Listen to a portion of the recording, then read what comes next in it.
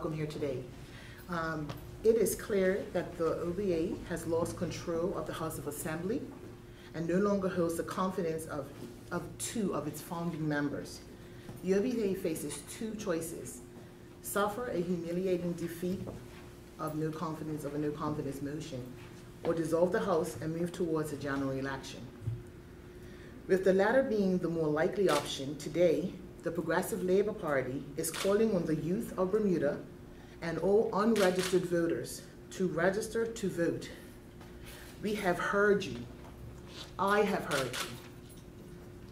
I canvass and I talk to young people, young Bermudians daily, and I hear the concerns that they have with their island home. I and my PLP colleagues understand the hopelessness that you feel with unemployment for you and your families. I understand your concerns about being able to afford to live in your Bermuda. I hear your concerns with the increased amount of protests and unprecedented civil unrest in our island home. I hear you, and the PLP hears you. Young people, you are our future. I implore you to take your rightful place, participate, and be engaged. It's time for you to sit at the table and to be part of the process to really move our island forward and to put Bermudians first. To those unregistered voters, it's time for you to let your voice to be heard in your island home. We need you. You can no longer sit back and watch. We all have to work together to see and be the progress that we want. Bermudians of all races, ages, we must close our gaps and build relationships for a better Bermuda. Please register to vote and really make a difference. This may well be the most important election in our lifetime because it's about what it means to be Bermudian. In the last 4 years, we've experienced 2,000 jobs lost, and many young voters have given up hope. Health insurance rates have skyrocketed, which means that Bermudians are taking home less money than they did 4 years ago. Our cost of living remains the highest in the world, and it's getting higher. Instead of investing in Bermudians and fixing our public education system so Bermudians can thrive, the One Bermuda Alliance has neglected our schools, causing them to fall into disrepair.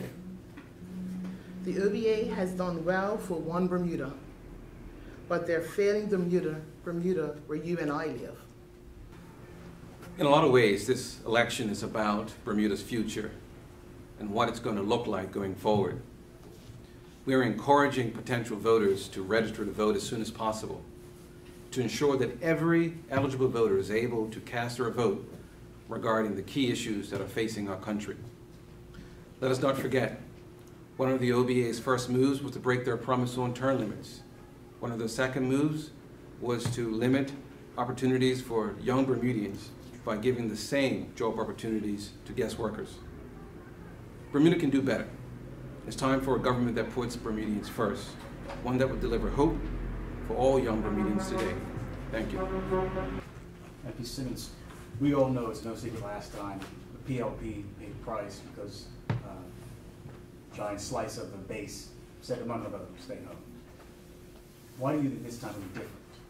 I think this time will be different because we're different. And I think there is an understanding from our time in government that we have to be humble, we have to listen, and we have to be accountable.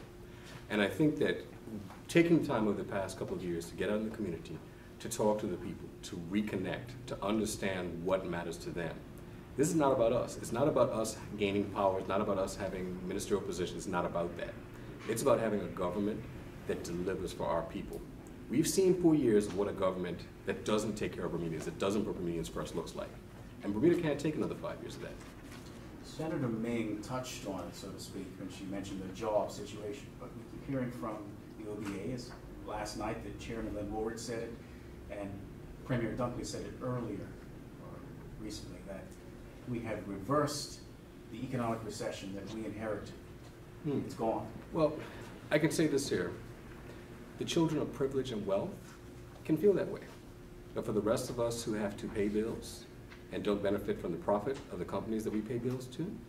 For those of us who don't live in mansions in elite communities, the real world hits us. And so when we talk to regular people, and this is where the argument of two Bermudas is so powerful, there is one Bermuda where they have had a speed bump on the road of prosperity. The rest of Bermuda has been derailed. And it's okay to say jobs are here, but the numbers don't bear it out. Tourism jobs dropped by 2.9% last year, while non-Bermudian jobs in the industry grew. Bermudian jobs dropped, non-Bermudian jobs grew. If the government believes that non-Bermudian job growth is a success while Bermudians continue to be unemployed, they've been living the high life for too long. With a couple of things that you raised, Dr. Peets, I mean, with the term limits, that wasn't a promise necessarily, was it? And with the offering of opportunities to young Bermudians of expatriates, that was the proposal to allow their children to get summer jobs, wasn't it?